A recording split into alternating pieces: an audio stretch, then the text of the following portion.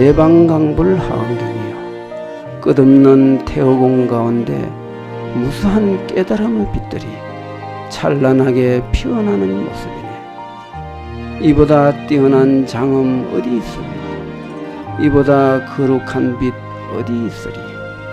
하나 가운데 일체요 일체 가운데 하나이니 무사이한 하음의 경계가 중중무진하게 펼쳐지네.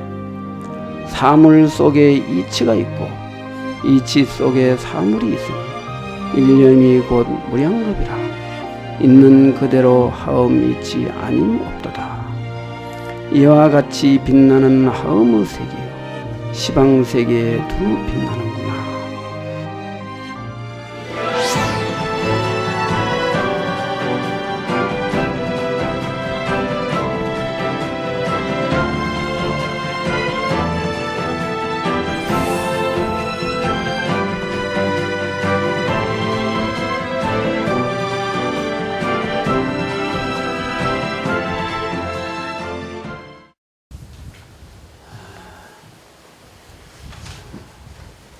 초겨울 추위가 아주 맹위를 떨치고 있습니다.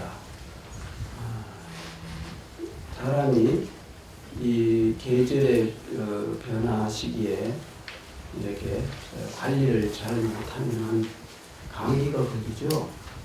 이 계절적 변화기, 전환기에 잘 이렇게 추위에 대응을 해야 되겠죠. 마찬가지로 인생이 살아가는 데 있어서 그런 변화의 시기에 변화하지 못하면 인생은 도태됩니다. 도태된 인생은 그 시대 정신에 맞지 않는 그런 잘못된 결과를 만들게 되죠. 그래서 우리는 이 환경을 통해서 시대를 따라가는 것이 아니고 시대를 앞서가고 마침내 시대를 초월한 절대적 세계에 우리는 가야 됩니다. 그것을 절대성이라고 부르죠. 이 환경은 이와 사가 원륜구의 도리를 가르쳐서 마침내 초우주적인 우주마저 초월하는 그런 진리의 세계로 들어가게 하는데 가장 깊은 뜻을 갖고 있습니다. 우리 신도님들 이제 벌써 환경 강의도 1년 6개월이 1년 한 3, 4개월이 지나고 있습니다. 이제 우리는 하음의 깊은 세계로 지금 들어가고 있습니다. 여기에 우리가 마음을 모아서 이해를 하든 이해를 못하든 그거는 상관없습니다. 그저 깊은 마음으로 잘 들으면은 우리 마음은 매우 고요해지고 매우 맑아지고 그리고 아름다운 결과를 만들어냅니다. 우리 잘 공부하시기 바랍니다. 자, 오늘은 하음경 15번째 회 품수로는 제13품을 합니다. 오늘은 13품, 14품 두 품을 하게 됩니다. 먼저 하음경 제13 수미산정품 역정 강설. 수미산정의 제석궁이라. 끝없는 태어공 가운데 묘하게 생긴 산이 있으니 이름이 수미산이다. 산정에 제석천이 있는데 과거 7 부처님이 다녀가셨고 서가모니 부처님도 방문하셨다. 도리천 천주인 제석천왕과 33 부속 천왕이 영접하면서 부처님의 공덕을 참탄하였다. 보리수를 떠나지 않고 제석궁에 왕림하며 시방세계가 일념을 벗어나지 않는구나. 하늘 보석으로 장엄된 궁전에 강명으로 이루어진 법자가에 앉았으니 하음의 대법이 하늘세계에 충만하였다. 오늘 성수미산정품에 대한 뜻을 이렇게 시로 읊어봤습니다. 시의 그 뜻을 이해하기 위해서는 우리는 이 다음 본품의 대의를 잘 보시면 됩니다. 동품에 대해 흔히 하안경을 7처구의 설법이라고 합니다. 즉 지상에서 3곳, 천상에서 4곳 설했습니다.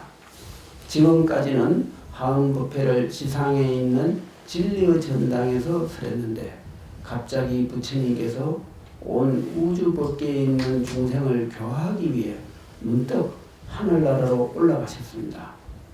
여기에서 중요한 것은 부처님은 어떻게 천상세계로 가셨는가 라는 것입니다. 자, 우리가 부처님이 하늘세계로 올라가셨다 하니까 그러면 뭐 죽어서 올라가신 건가? 아니면 살아서 올라갔는가? 궁금하죠? 그죠? 부처님은 80살 되던 해에 가셨으니 환경은 부처님이 열반하시기 훨씬 전에 설하셨으니까 열반하고 하늘로 올라가신 건 아니에요. 부처님은 깊은 산매에 들어가면 이제 이 그런 산매 속에서 시간과 공간을 압축해버립니다. 우리들한테는 하늘 세계가 아주 높은 단계에 있고 지옥 세계는 가장 어두운 세계에 있고 인간 세계는 그 중간 단계에 있다. 어떤 이런 공간적 개념을 갖고 있습니다. 그렇죠? 다 그렇게 생각하지 않습니까? 그런데 진리에 들어가면 시간과 공간이 초월됩니다. 시간이 초월되니 수억 년 전이 바로 현재가 되고 수억 년 미래가 바로 현재가 되는 거예요. 공간도 마찬가지입니다. 온 우주 법계가 한 생각 속에 나타나기 때문에 천상세계라 해서 따로 올라가고 내려가는 게 없어요. 산매 속에서 그대로 나타나는 거예요. 그러니 사람들은 이걸 내 지금 이런 말을 해도 전혀 무슨 말인지 못 알아들을 수 있어요. 그렇죠? 근데 이해가 잘 안 되지만 뭔가 그럴 것 같은 생각이 들죠? 그죠? 네. 그게 왜 그러냐면은 중생은 오래도록 이원적 세계, 즉 좋고 나쁘고 가고 오고 이런 시간과 공간에 걸려서 살아갑니다. 그런 그 이원적 세계를 벗어나는 그 어떤 그 초월적 세계, 즉 절대성 세계를 조금 더 이해를 못해요. 그건 이해할 수가 없어요. 왜냐하면 보고 듣는 것이 전부 이원적 세계뿐이기 때문에 진리의 세계는 근접도 못하는 거예요. 심지어 하늘 세계 사람들마저도 뭐 그 수행자가 도를 깨쳐가고 이원적 세계를 벗어난 그 세계에 들어가면은 하늘의 즉 임금, 즉 하느님도 내려와서 그 사리불, 목련, 뭐 부처님뿐만 아니라 부처님 제자들한테까지 와서 예배를 드려요. 오늘날 우리 기독교인들은 뭐 하나님을 무척 많이 받들잖아요. 여기서 이제 나옵니다. 제석천왕이 그 하늘님이라고 그래요. 하늘의 임금이에요. 그 하늘의 임금이 그 사리불 존재할 때 내려와서 절을 하고 법을 청합니다. 그러면 사리불 존재가 그대의 천왕이요 하면서 법문을 합니다. 그러는데 그러면은 어째서 하늘 사람이 그렇게 높은 하늘의 임금이면 대단히 높은 더군다나 제석천왕은 도이천에 30세계 하늘이 이렇게 나열되어 있는데 30세계 하늘 가운데 제석궁이 가장 그 중심이에요. 그거를 우리 당군의 그 이령 스님이 한 상국 유사에도 보면 한인이 이렇게 이제 저거 하고 이제 결합해서 이제 당군을 낳은 거로 이렇게 돼 있잖아요. 그러면 거기서 한인이 바로 하늘을 뜻하거든요. 여기서 석재한인이라고 합니다. 제석천왕을 석재한인이라는 말도 하기도 해요. 그런데 부처님이 이런 하늘세계에 올라가시는 것을 시간과 공간이라는 개념으로는 이해가 안 되지만은 그것을 초월한 경지에서는 바로 이 자리를 떠나지 않고 하늘세계에서 여법하게 설법할 수 있습니다. 이것이 불가사의한 부처님 세계라는 거죠. 그래서 올라가셨습니다. 여기에서 중요한 것은 부처님은 어떻게 천상세계로 가시는가라는 것입니다. 이것이 본품의 요점으로 이 속에 부처님 뜻이 들어있습니다. 부처님께서 지금까지 머무셨던 보리수를 떠나지 않고 하늘세계로 가셨다는 여기에 무생무멸을 보였고 무거무례라는 절대평등을 보였습니다. 무생무멸이라는 것은 태어나고 죽음이 없는 그 도리를 말하고 무거무례라는 시간이 없다는 그런 뜻을 말하는 거예요. 그래서 절대평등이라고 했습니다. 절대평등이라는 것은 어떤 시간과 공간이 존재하지 않기 때문에 있는 그대로 진리의 세계가 되기 때문에 그것은 절대평등이 됩니다. 좋고 나쁜 게 없고 차별됨이 없는 진리의 세계니까. 그래서 그건 절대라고 하고 그것을 절대평등이라고 부릅니다. 중생들은 망식에 의존하기 때문에 이곳을 떠나 다른 곳으로 이동할 수밖에 없지만 부처님은 있는 그대로 평등이요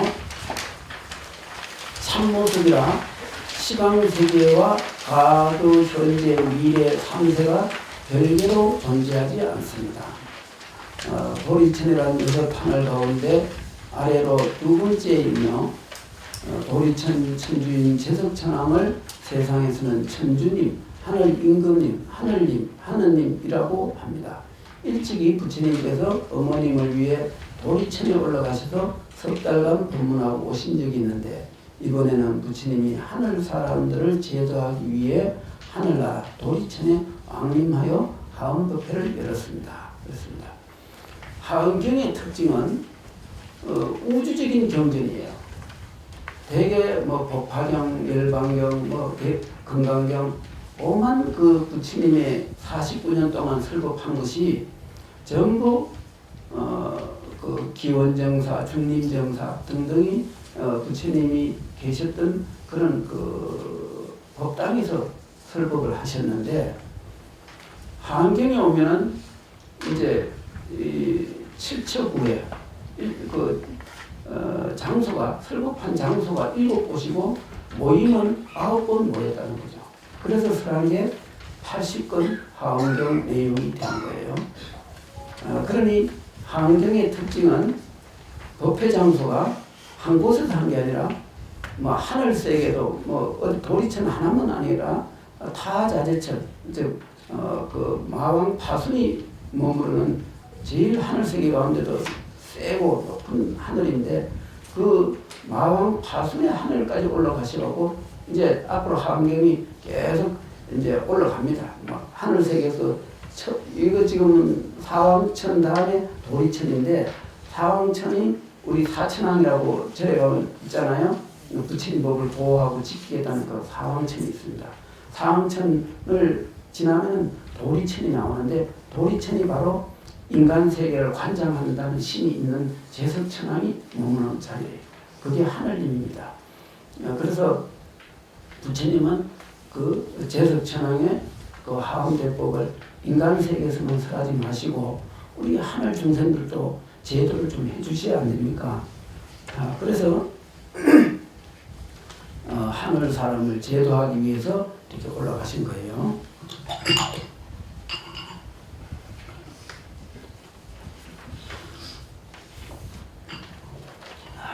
그래서 우리가 이 하안경을 통해서 간접적이지만 부처님이 하늘 세계에서 어떻게 법문하셨는지 그것도 또 아주 좋은 내용이 될 겁니다. 자, 그러면은 이 본품의 요점을 말씀드리겠습니다. 이때 세종께서는 일체 보리수 아래를 떠나지 않고 수미산정에 있는 제석궁전으로 향하셨다. 그랬어요. 이게 수미산정이라는 것은 여기서 수미산을 말하죠. 수미산은 형상이 있는 산이 아니고 정신세계의 그 어떤 뜻을 수미산이라고 합니다. 그래서 이 산은 모양을 찾으면 찾을 수가 없어요. 그래서 그런 정신세계의 두 번째 단계, 위쪽으로 해서 두 번째 단계인 도리천에 이제 올라가셨다고 했는데 그러면 이게 왜 중요한가? 요게 이제 이 요점이 되겠습니다. 그러면은 이 자리는 이 근본적인 이 자리는 바로 하늘 세계로 올라가는 그 경계를 잘 이해를 하면은 부처님의 정신을 이해할 수 있기 때문에 이 부분을 따로 표시한 거예요. 그러면 밑에 청량소를 한번 봅시다. 청량소에 이르기를 동체업용 적주시거 그적시주 주시체편 그것이 용응 응시체응이라고 했습니다. 이걸 해석하면은 동체는 같은 몸을 말해요. 모든 그 근본은 다 같은 거예요. 그래서 같은 몸의 업용이다. 업을 받는 그 작용이다. 이런 뜻이고, 적주시고, 그러니까 부처님이 이렇게 그 천상에 오고 올라가고 내려가고 하는 이 모든 것이 동체작용이라는 뜻이에요. 한 몸의 작용이지 그 몸이 별개로 존재하는 게 아니라는 거죠. 그 다음에 그 적주시고 곧 머무르는 이것이 가는 것이다. 부처님이 기원정사나 중림정사에 계시지만은 계시는 이것이 바로 하늘세계 간 것이다. 이런 뜻이에요. 청량국사가 해설을 이렇게 하는 거예요. 그러면은 이게 무슨 뜻이냐 이거예요. 그 머무르는 것이 곧 가는 것이다 그랬거든요. 요거는 뭐를 말하느냐 하면은 시간이 둘이 아니고 공간이 둘이 아니라는 걸 말하는 거예요. 그러니까 머무르는 것이 곧 가는 것이요. 가는 것이 곧 머무릅니다. 그러면 머무름도 없고 가는 것도 없다. 이런 뜻이 되겠죠. 그래서 머무름이라 할까 간다고 할까 이런 것이 인간의 분별에서 나오는 것이지 성인의 경계에서 보면은 머무르는 거나 가는 거나 차별이 없는 거죠. 그러니 하늘세계에 올라갔다 하지만 하늘세계에 올라간 것도 없고 또 인간세계에 머무른다고 하지만 인간세계에 머무른 것도 없다는 거죠. 이렇게 이제 이해가 좀 되죠? 네. 이제 이렇게 이해하시면 가장 부처님 뜻을 잘 이해하는 사람이에요. 그 다음에 거적시주라. 가는 것이 곧 머무르는 것이다. 그랬어요. 그 다음에 주시체편이라. 머무르는 것이 몸이 시방세계에 두루해요. 머무른다 하는데. 왜냐하면 부처님의 그 머리카락 한 트럭 속에 온 우주법계가 다 들어가요. 그러니 부처님 몸 자체가 시방세계에 두루 꽉 들어찼어요. 우리는 부처님 몸 안에서 살고 부처님 몸 안에서 찢고 꽂고 사는 거예요. 그러니 다툰다는 게 옳고 그르고 좋고 나쁜 걸 다툰다는 게 얼마나 어리석은가를 알 수가 있겠죠. 그래서 인간이 다투지 말라 하는 거예요. 왜? 그래 봐야 부처님 몸속에서 그렇게 떠들어 봐야 다 허망한 일이고 아무것도 아니라는 거죠. 우리는 부처님의 몸 안에 사는 중생이다. 부처님 몸 안에 살면서 부처님을 모르고 산다는 거죠. 그래서 우리가 이제 부처님을 좀 똑바로 알아야 되겠죠. 왜냐하면 부처님을 알아야 우리가 잘못된 환상에서 벗어난 자유로운 그 몸을, 자유로운 마음을 가질 수가 있다는 거죠. 그 다음에 그것이 용몽이라. 가는 이것이 바로 그 작용에 응하는 것이다. 그러니까 부처님이 일체 중생을 구제하고 제도한다는 것이 따로 있는 게 아니라 이미 부처님의 오고 감이 없는 속에서 이렇게 왔다 갔다 하시는 이것이 바로 중생을 다 제도하는 그런 작용이 된다. 이런 뜻이에요. 그 다음에 응시체응이라. 응하는 이것이 바로 자체에 응하는 것이다. 근본에 응하는 것이다. 이런 뜻입니다. 조금 어렵죠? 그죠? 예, 어려워도 그냥 잘 드러나야 돼요. 그러면 그게 다음 생에 그 큰 살림살이가 됩니다. 자, 그러면 본문으로 들어가서 이때 제석천왕이 부처님을 받들기 위해 자리를 펴고 몸을 굽혀 합장하고 부처님을 향해 이와 같이 말했다. 잘 오셨습니다. 세존이시여. 저희들을 애민히 여기시고 이 궁전에 머물러 주옵소서. 이때 세존께서 그 청을 받아주시고 묘하고 수승한 궁전에 들어가시니 시방세계 가운데서도 다 이와 같았다. 여기서 중요한 거는 앞에 말은 그거는 그 하나의 예의고 형식이에요. 그 다음에 끝에 시방세계 가운데 그 묘하고 수승한 궁전에 들어가시니 시방세계 가운데서도 다 이와 같았다 그랬어요. 부처님은 어디든지 다를 게 없어요. 예를 들어 3000년 전에 서가모니 부처님이 그 꼬덕원 그 금강경을 설하신 그 꼬덕원 기원정사에서 금강경을 설하셨어요. 그러면은 그 금강경을 설하는 것이 기원정사뿐인가요? 아니면은 온 우주 법계인가요? 온 우주 법계죠. 결코 기원정사가 아닙니다. 부처님이 기원정사 한 군데서 설법했다고 하면은 그건 부처님 뜻을 모르는 거예요. 여기서 그랬잖아요. 들어가셨는데 천상세계 들어가셨는데 시방세계 가운데서도 다 이와 같았다 그랬거든요. 이게 바로 온 우주 법계가 바로 부처님의 그 설법이요 또 설법하는 처소가 되고 또 설법하러 들어가시는 것이 되는 거예요. 이때 제석이 부처님의 위실력으로 모든 궁중의 음악이 자연히 멈추고 스스로 지난 과거 부처님 처소에서 모든 성전을 심은 것을 기억하고 이렇게 개성을 읊었다. 가슴열애 등 과거 일곱 부처님도 큰 자비를 갖추셨으니 모든 실상 가운데 최상인데 이러한 부처님도 이 궁전에 다녀가셨으니 이런 까닭에 여기가 가장 좋은 곳입니다. 그랬어요. 과거 7분, 그 비바시불, 시기불 뭐 등등이 여러 그 과거 부처님들이 계시잖아요. 이런 부처님도 서가모니 부처님처럼 이렇게 하늘나라에 오셔갖고 이렇게 하안경을 설하셨다는 뜻이에요. 이거는 서가모니 부처님만 설하는 게 아니고 과거 모든 부처님들도 그렇게 중생을 인간 세계만 제도하는 게 아니라 하늘 세계 중생도 제도하기 위해 그렇게 올라가신다는 걸 말한 거예요. 그래서 여기가 부처님이 설한 그 설법한 장소가 참으로 좋은 곳이다 이런 뜻이에요.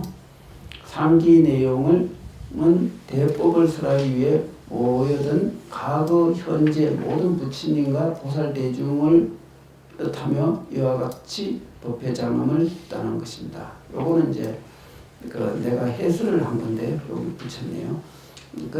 이것은 바로 부처님의 대법을 하나의 장엄하기 위해서 이렇게 수많은 이렇게 대중이 등장했다는 거죠.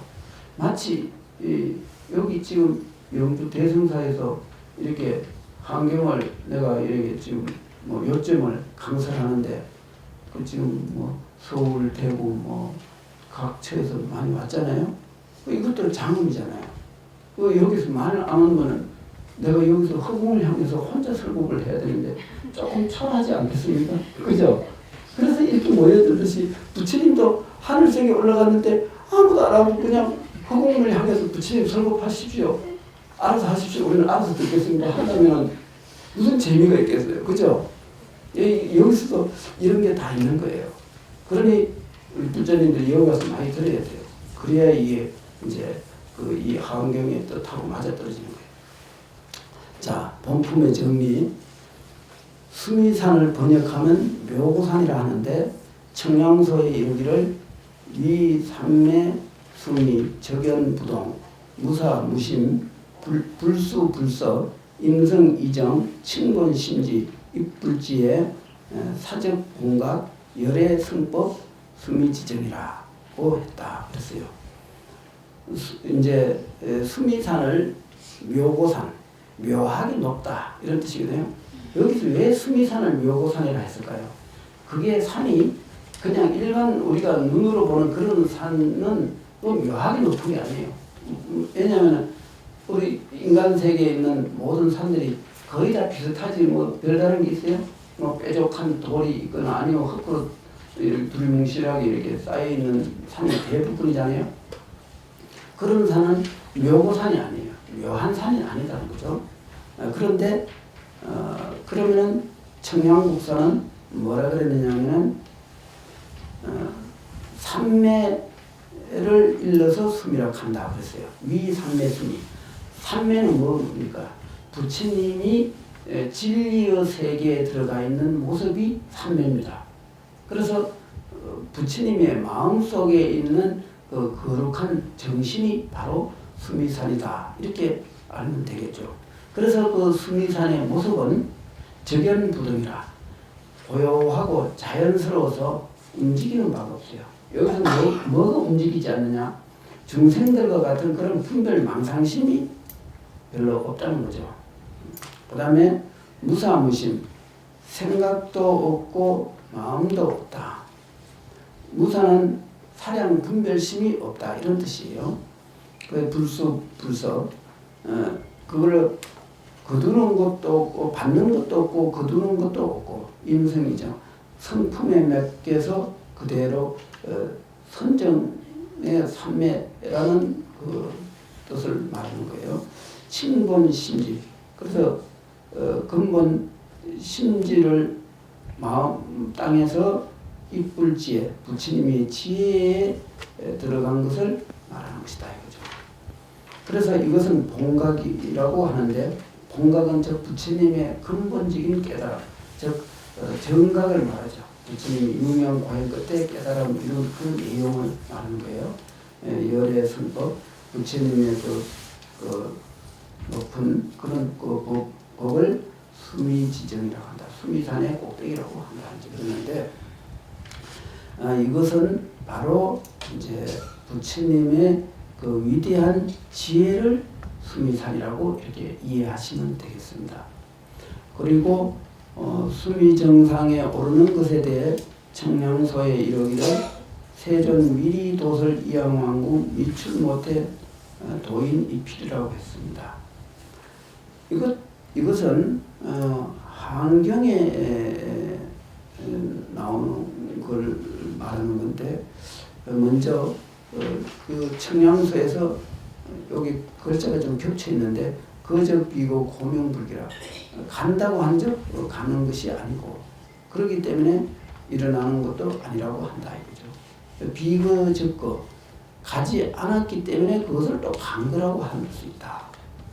이러므로 성천 하늘에 올라간 것도 가지 않은 거고 오지 않은 것을 온 것을 오지 않지만 그것이 온 것이라고 하는 것 등이다 이런 뜻이죠. 그래서 그거를 이제 한경에서는 그 입법계품이라고 한경은 이제 마지막 품이에요. 마지막 품에 이런 말을 했어요.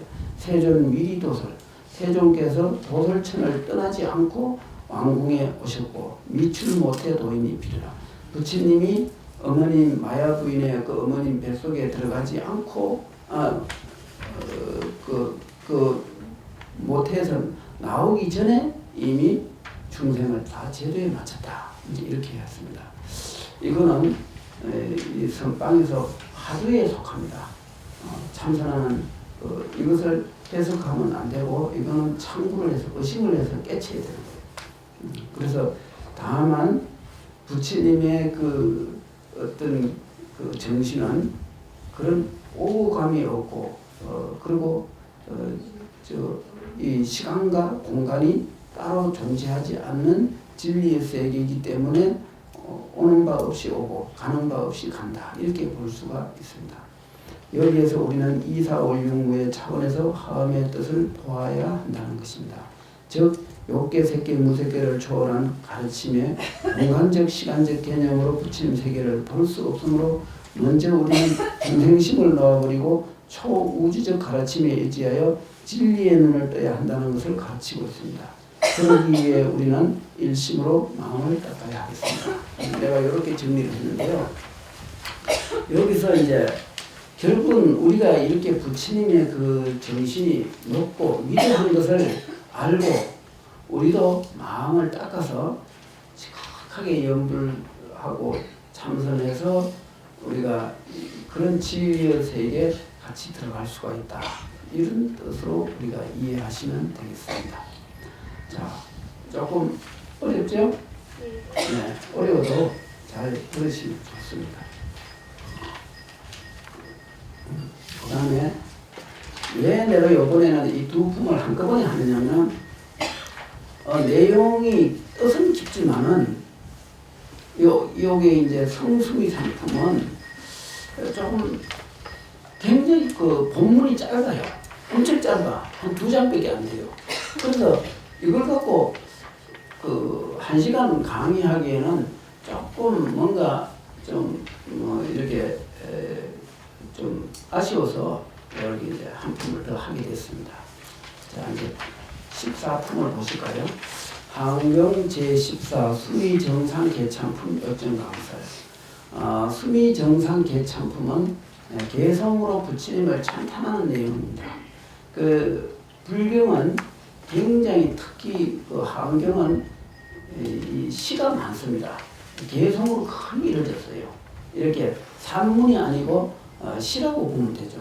그래서 모든 경전들이 대체로 그 산문이라 할까 그런 그 대하체 경전들이 많은데 하은경은 특별히 이렇게 그 굉장히 문학적으로도 아름답고 그 개성이 많아요. 즉 한문에서는 이 개성은 모든 시의 근원이라고 합니다. 시보다 더 품격이 높은 게 개성이에요. 그런데 그래서 이 하은경은 나오는 이 개성들이 굉장히 우리 불경 우리가 일상생활 속에서 많이 응용하는 게 참 많습니다. 우리가 그래서 잘 보셔야 돼요. 자, 이제 초우주적 설법 시대 이제 부처님이 이제 드디어 이제 우주를 초월한 아주 그 설법 시대에 이제 접어들었어요. 우리는 지금 이 인간 세계에 있으면서도 이제 초우주적인 설법을 이제 듣기 시작하는 거예요. 엄청나죠? 네. 이제 굉장한 겁니다. 이게 이제 정말 이 세상에서 드라마라도 이런 드라마는 없을 거예요. 잘 보세요. 높은 법자에 부처님이 앉으시니 무량무수한 보살과 대중이 예배하고 부처님 발가락 끝에서 강명이 흘러나와 온 천하를 비추니 하늘 궁전에 꽃비가 내리고 향기로운 바람이 불어온다. 수많은 보살이 차례로 나와 부처님의 공덕과 지혜를 연설하니 일찍이 없었던 하음법에서 위없는 보리심과 자제한 신통을 얻고 불가사의한 깨달음을 이루었다. 이에 수승한 지혜를 가진 보살이 부처님의 가피로 요점을 설했다. 시방 삼세에 존재하는 일체법이 자성업성을 요달해야 하나니 이와 같이 법성을 체득한다면 그 곧 원만 모신 부처를 보게 되리라. 이 참 아주 이제 우리가 정말 우주적인 설법을 이제 한번 좀 들어가게 되었습니다. 본품에 대의 본품은 부처님의 도리천상 제석궁에서 보살 10주에 관한 법회를 열고자 하니 온 우주 법계에 계시는 수많은 부처님과 보살이 오셨습니다. 여기에서 부처님의 수승한 지혜 공덕을 설명할 대표 보살로 해자돌림의 이름을 가진 10보살이 차례로 나와서 개성으로 부처님의 지혜를 찬탄하는 내용입니다. 그래서 본품은 다음에 나올 10주품에 위해 준비하는 내용이라고 할 수 있습니다. 여기 해자가 지혜 해자입니다. 그래서 가장 지혜가 수승한 수억 명 그 보살과 부처님이 이렇게 이제 하늘 세계는 정말 신들의 세계이기 때문에 이렇게 인간처럼 이 물체가 아니니까 이게 수천만 명이 이 한 자리에 예를 들어 요 대성사 요 법당이 38평 한 40평 정도 되는데 이 법당에 인간이 많이 들어차봐야 몇 명이 찹니까? 한 300명이면 여기 꽉 들어차고 콩나물 실처럼 비집어갖고 숨도 못 쉴 정도가 되겠죠. 근데 만일 이게 하늘세계라면 어떻게 되겠어요? 여기 3억 명이 넘어요. 3억. 인간 세계 70억이라고 그랬죠. 70억이 들어와서 여유가 있어요. 그거는 유마경에도 나와요. 유마경에서 그렇게 부처님이 부사의 방이라 생각할 수 없는 부사의 방이 있다 그랬는데 그래서 처음에 사리불전자가 이렇게 좁은 방에 수많은 대중이 어떻게 여기 앉지? 이거 좀 곤란한데 이 대중은 수천 명인데 그 유마거사 방에 들어가 보니까 방이 뭐 한 서너 평밖에 안 되니까 사리불전자는 걱정하는 거예요. 이 작은 방에 이 많은 대중이 수용을 못 하는데 도대체 이거 거룩하게 내 부처님 명령을 받고 지금 유마거사 문병을 받는데 방이 적어갖고 걱정을 하니까 유마거사가 사리불 마음을 알고 타심통을 다 알거든. 전자요. 전자는 어째서 벌써 그 방 적은 걸 걱정하고 있는가? 이 방이 무량무수하다는 걸 모르는가? 하고 그 유마거사한테 한 방 얻어 맞았죠. 유마거사는 부처님과 같은 분이거든. 그래서 이 부사의 방이에요. 그러니 이 부처님을 그 계시는 데는 수억 명이 수백억이 막 전 우주에서 대보살들 부처님들이 다 몰려들었으니 얼마나 대단하죠, 그죠? 예, 그러니까 그렇게 많은 보살들이 왔는데 그 보살들을 그 지혜를 대표할 보살 10명을 선정한 거예요. 그래서 10명이 이제 선정되었고 그 한 분 한 분씩 이제 개성으로 부처님 공덕을 찬탄하는 내용이 이제 본품에 나오는 거예요. 그래서 이 본품의 개성이 굉장히 중요한 게 많아요. 그래서 내가 중요한 것만 내가 이렇게 좀 추려봤습니다. 자, 본품의 요점. 불자여 너는 응당히 부처님의 자제하는 힘을 가느라 모든 세상에서 부처님은 항상 그 가운데 계시느니라. 이게 이제 그 부처님이 도리천 천상에서 첫 번째로 이제 그 부처님의 가피를 받아갖고 그 해자 돌림의 첫 번째로 나온 보살이 이 개성을 이렇게 읊은 거예요. 그러니까 이게 천상설법의 첫 번째 꾸라는 거예요. 뭐 평이한 것 같죠? 그런데 평이하지 않습니다. 이 엄청난 중요한 뜻이 있어요. 봐요. 불자여 너는 응당히 부처님의 자제하는 힘을 관하라고 그랬거든요. 자제하는 힘이 뭡니까?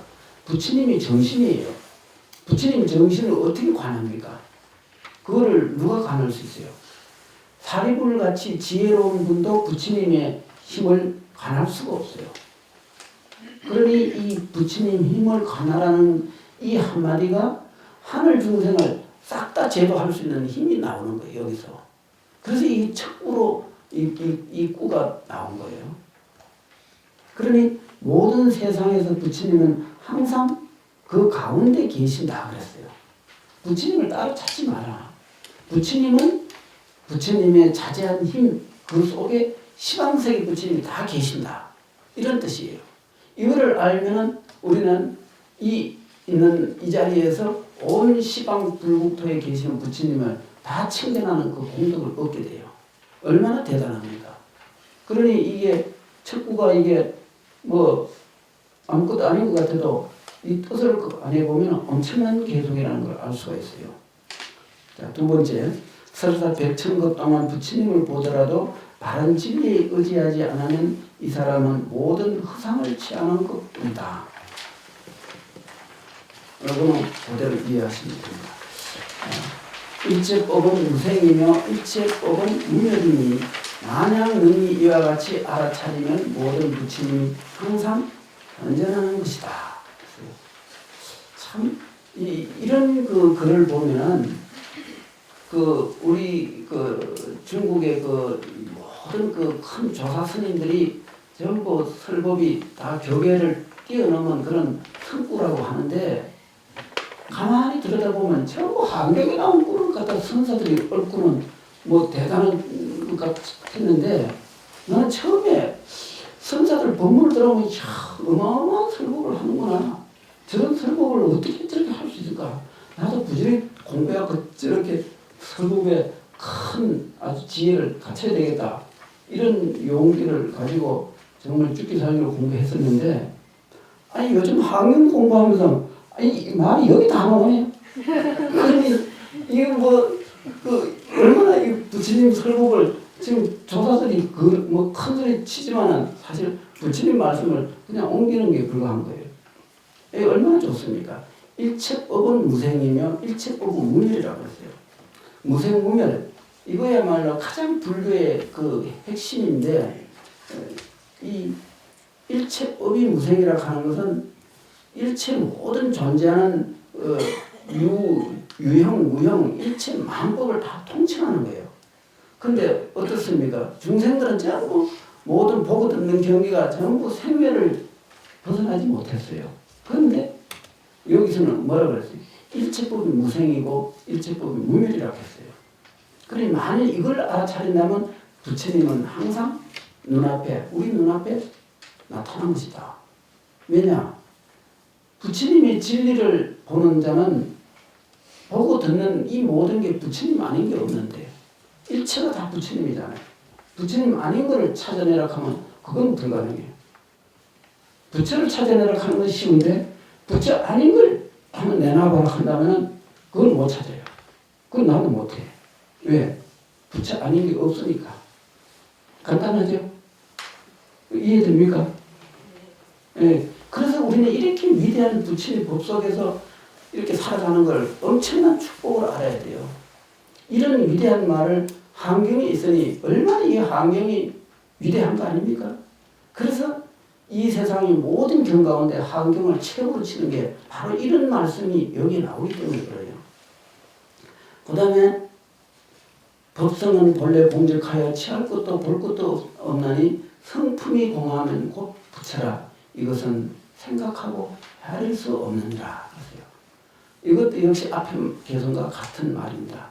부처님이 삼세를 떠났으나 모든 30 이상을 부족하였으며 머무름 없는 곳에 머무르니 세상에 들어가지만 움직이는 바는 없도다. 이런 거를 보면은 금강경의 그 내용하고 참 비슷해요. 금강경의 뜻도 이런 뜻입니다. 따지고 보면은 부처님의 큰 지혜는 희유하여 어디에도 비교되지 않나니 세상 어디에서도 사유하여도 미칠 수 없느니라. 부처님의 큰 지혜는 희유하죠. 어떻게 그 희유하지 않겠습니까?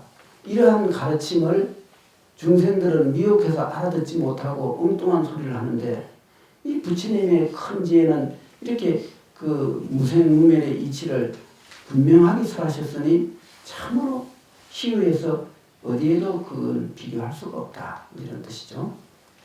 시방 삼세에 존재하는 일체법이 자성업성을 요달해야 하나니 이와 같이 법성을 체득한다면 곧 원만보신 부처를 보게 되리라. 이 개성이 한경의 대입니다. 이거 굉장히 중요한 개성이에요. 한경을 말하려면 이 한 구만 하면 한경의 핵심은 다 끝난 거예요. 이게 그 아침 내가 종칠직에 그 개성 하나를 얻죠. 약인용료지 3세의 일체불 은간법개성 일체유심조. 일체유심조 많이 들어봤죠? 네. 그게 한경인데 그 개성과 요 개성이 같은 뜻이에요. 그리고 문맥도 비슷하고. 그런데 이 개성이 나는 이 장에서 나오는 걸 보고 깜짝 놀랐어요. 정말 그 유명한 한경 개성이 여기에 드디어 나오는구나. 오늘 진짜 한경법회에 참석 안 한 분들은 좀 속상할 거예요. 이런 개성을 오늘 들을 수 있다는 거 엄청난 거예요. 왜냐하면 한경 80화음의 핵심이 농축이 여기 다 돼 있어요. 그러니 이런 그 법문을 들을 적에 우리 마음속에 얼마나 업장이 소멸되겠습니까? 그래서 아주 중요한 개성이다. 시방 삼세에 존재하는 일체법이 자성없음을 요달해야 하나니 이와 같이 법성을 체득하면 곧 원만보신 부처를 보게 되리라. 이 뜻은 그대로 그냥 해석을 안 하겠습니다. 그대로 이해하시면 되겠습니다. 어두운 곳에 있는 보물을 등불 없으면 볼 수 없다. 부처님 법도 사람이 설하지 않으면 비록 지혜롭다 해도 알지 못하느니라. 우리가 깜깜한 방에 금은보화가 산더미처럼 쌓여있다 한들 그 눈으로 보지 못하는데 그거는 하나의 하찮은 물건에 불과한 거예요. 빛이 있기에 금이 귀한 줄 알고 돌덩어리와 금이 차이가 있다는 걸 알잖아요. 우리가 모르면 그건 소용없어요. 어린아이한테 금덩어리나 돌덩어리나 흙덩어리나 별 차이가 없어요. 어린애한테는. 왜냐하면 모르기 때문에. 아는 사람한테는 그 차이가 있죠. 그래서 부처님 법도 이해한 사람한테만 도움이 된다. 그래서 우리는 이해를 하기 위해서 노력을 해야 된다. 이런 뜻입니다. 일체 모든 법의 성품이란 무생이며 또한 무멸이라. 기이하구나 큰 인도자요. 스스로 깨닫고 다른 이도 깨닫게 하네. 이거는 굉장히 좀 상당히 시적이죠. 진정한 아주 시같이 보입니다. 봐요. 일체 모든 법의 성품이란 무생이며 또한 무멸이라. 기이하구나 큰 인도자요. 스스로 깨닫고 다른 이도 깨닫게 하네. 아주 참 좋은 개성입니다. 법성은 본래 청정하여 허공과 같아 상이 없다. 일체를 능히 살 수 없나니 지혜로운 사람은 이렇게 본다. 내가 여기 지금 개송한 환경에 그 엄청나게 많이 개송이 나오는데 그 중에서 가장 정말 그 문학적으로나 뜻으로나 가장 그 중요한 거를 이렇게 추려놨어요. 그래서 이 개송 하나하나는 정말 놓칠 수가 없어요. 이런 거는 그래서 우리 신도님들 이렇게 팜플렛 이 쪽지는 절대 버리면 안 됩니다. 집에 놔두면 이게 엄청난 보물입니다. 법성은 본래 청정하여 허공과 같아 상이 없다. 일체를 능히 살 수 없나니 지혜로운 사람은 이렇게 본다. 참 좋은 개성인 것 같습니다. 현재라는 것도 화합이 아니요 과거와 미래도 또한 그러하나니 일체법에 상이 없다면 이것이 곧 부처님의 본체니라. 이런 그 말은 이렇게 그냥 해설할 것도 없고 자꾸 읽기만 해도 엄청난 업장 소멸이 됩니다. 이보다 더 좋은 말이 어디 있겠습니까? 그냥 읽기만 하면 돼요. 이 팜플렛 집에 가져가셔서 한 10번을 읽어봐요. 그러면 엄청난 마음속에 미혹의 업장이 막 소멸될 거예요. 이보다 더 좋은 기도가 어디 있습니까? 이런 기도를 해야 되는 거예요. 자, 그러면은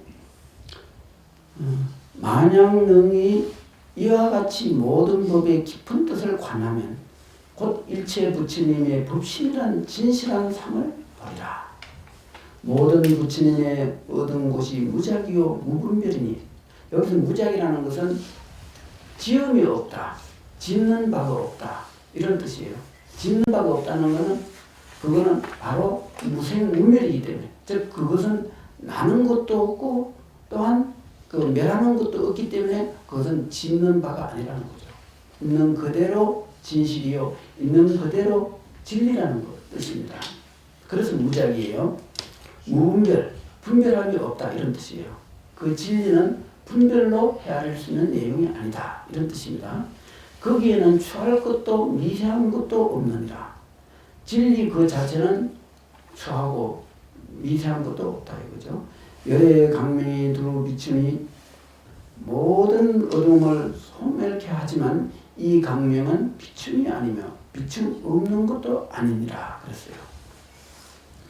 부처님을 흔히 강명이라는 말을 많이 씁니다.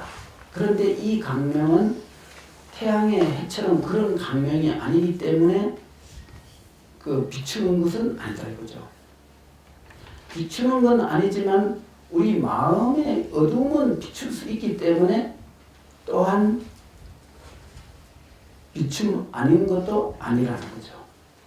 그렇게 이해하시면 됩니다. 이거는 그 개성의 뜻이 어려운 건 아니에요. 부처님의 강명의 그 본질을 그렇게 설명한 거예요. 자, 그 다음에 법에 집착이 없으니 생각도 없고 물들 것도 없다. 머물 것도 처소도 없으니 법성은 무너지지 않는다. 이거는 진리는 그렇게 무생무멸이기 때문에 그것은 이렇게 무너지지 않는다. 이런 뜻이에요. 부처님과 보살이 세상에 나오지 않으면 한 중생도 해탈할 수 없느니라. 이러한 가르침을 주는 부처님과 보살이 없다면 누가 이런 진리를 알겠습니까? 진리를 설법해 주는 사람이 없으면 누가 이 마음의 미혹을 깨뜨리고 진리의 강명을 받아들일 수 있겠어요? 그렇죠? 그래서 우리는 서가모니 부처님이 6년 동안 고통스럽게 그 6년 고행을 하시고 그 깨달음을 얻은 그 세계를 49년 동안 우리를 위해서 설법을 했어요. 그 설법한 내용이 이 중에서도 가장 고난도의 가장 최고의 부처님의 마음을 전한 게 하은경이고 하은경의 오늘 개송들이라고 할 수 있죠. 그러니 부처님의 그 설법과 그 설법을 전해준 그 역대 큰 스님들, 그리고 우리가 오늘 이렇게 또 배울 수 있는 건 다 참 고맙고 감사한 일이다. 이렇게 하지 않는다면 누가 인생의 모든 문제를 해결한 진리 세계에 누가 들어갈 수 있느냐. 그래서 우리는 그런 불보살들의 공덕을 생각할 수 있어야 된다. 이런 뜻이 되겠습니다. 부처님의 지혜가 끝이 없으니 설법도 끝나지 않고 무사한 세월 동안 세례도 다 할 수 없다. 이거는 이제 부처님은 중생이 있는 동안 중생이 없어지지 않는 한 부처님은 없어지지 않는다는 거죠. 그래서 지장보살이 그 지옥 중생을 제도하는데 한 중생이라도 지옥에 있는 동안 나는 지옥에 나가지 않겠다.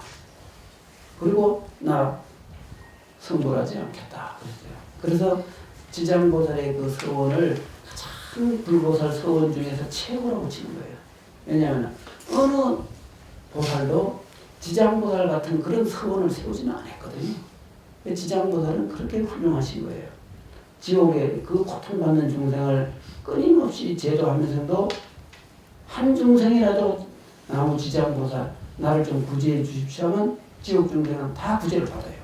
그런데 지옥에 빠진 중생이 고통이 너무 극심해갖고 지장보살을 부를 엄두가 안 나요. 무간지옥이라는 말은 없을 무자에다 살이 간자, 사이가 없다, 틈이 없다 이런 뜻인데 지장보살을 순간적이라도 생각할 수 있는 틈이 없어요.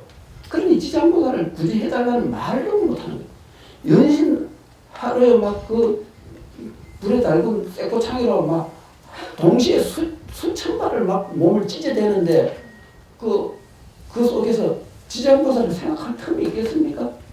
그러니 무간지옥이에요. 사이가 없어요. 틈이 없다는 거죠. 내가 잠시라도 부처님을 생각할 틈을 안 주는 거죠.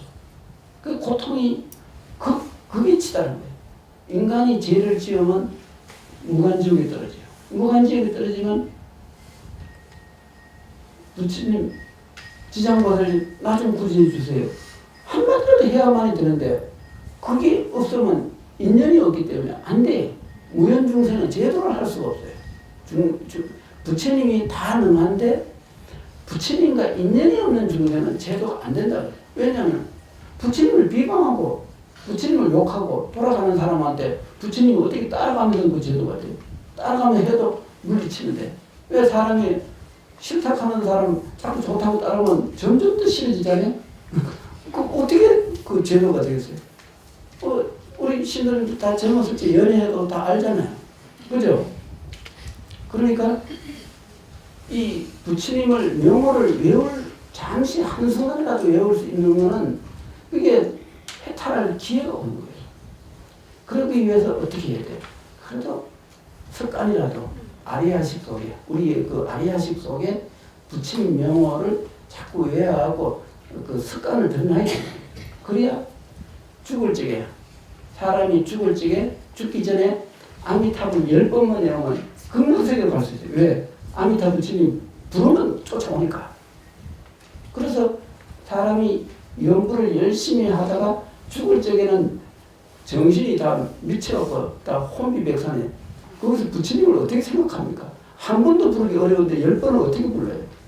10년 미타 왕극락이라 10번 아미타불 불러 극락 간다 하는데 그 10번 부르는 게 한 번도 절대 못 불러요. 정신이 없어갖고 미쳐갖고 그런데 어떻게 아미타불 부를 수 있습니까? 그죠?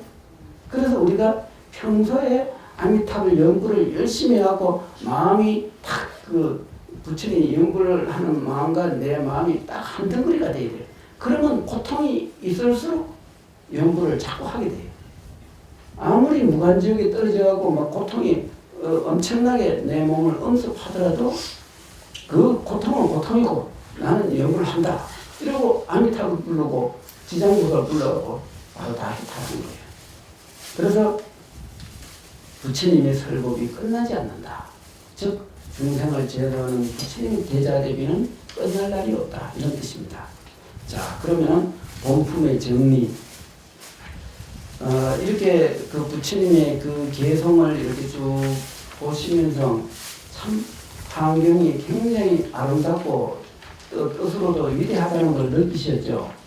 이 환경은 이러한 그 부처님의 그 개성과 시로 이루어졌는데 이 본품은 바로 우리 부처님의 그 근본 지혜, 근본 지혜에 관해서 이렇게 그 해자 돌리면 지혜를 가지는 10보살이 나와서 이 개성으로 부처님의 지혜를 이렇게 쓰는 거예요.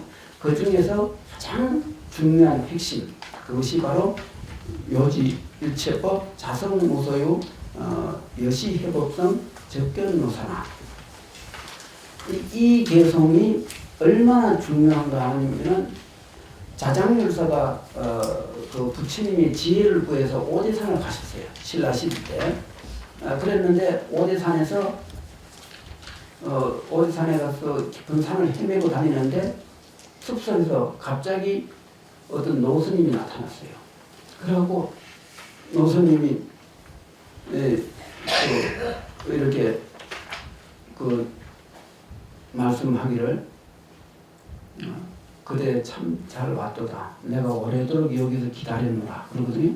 그러면서 하는 말이 일찍이 서가모니 부처님이 나에게 유언하시기를 앞으로 1500년 지나면 동방의 작은 나라에서 내 법을 구해서 이렇게 올 거니 그때 오거들랑 나의 사리와 가사와 내 법을 전해주거라.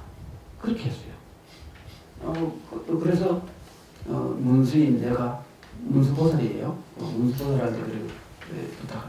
그래서 이제 문수보살이 부처님의 사리도 봐서 그게 오대산 사리 오대봉 통도사 그 다 자장율사가 중국의 오대산 문수보살을 친결하고 받은 사리거든요.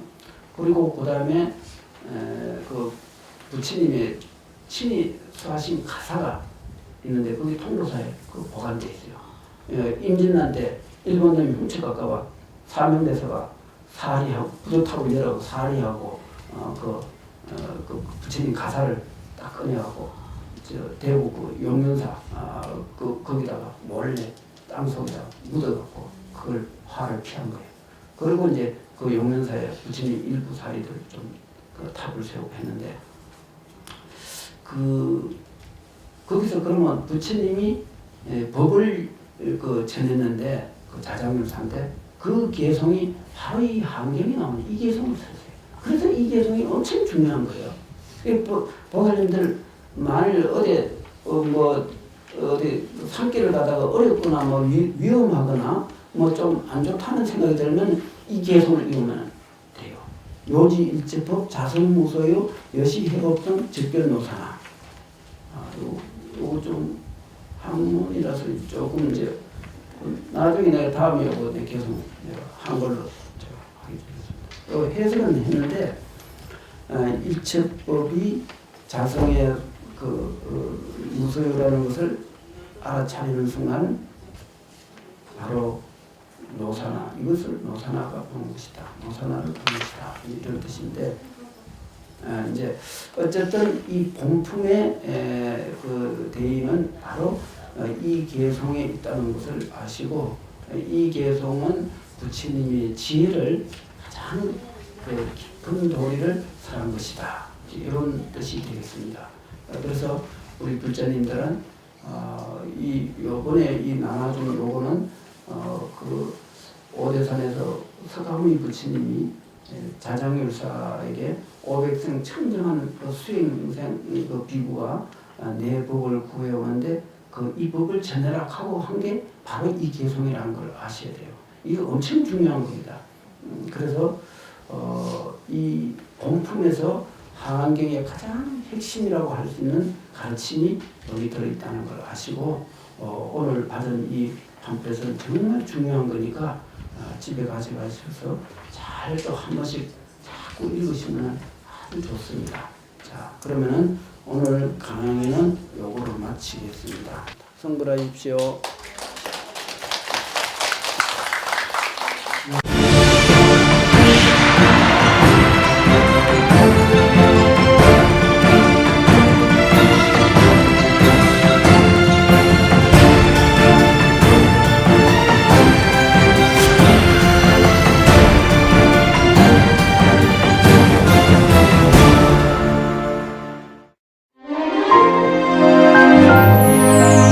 대방강불 하안경이여, 끝없는 태어공 가운데 무수한 깨달음의 빛들이 찬란하게 피어나는 모습이네. 이보다 뛰어난 장엄 어디 있으리?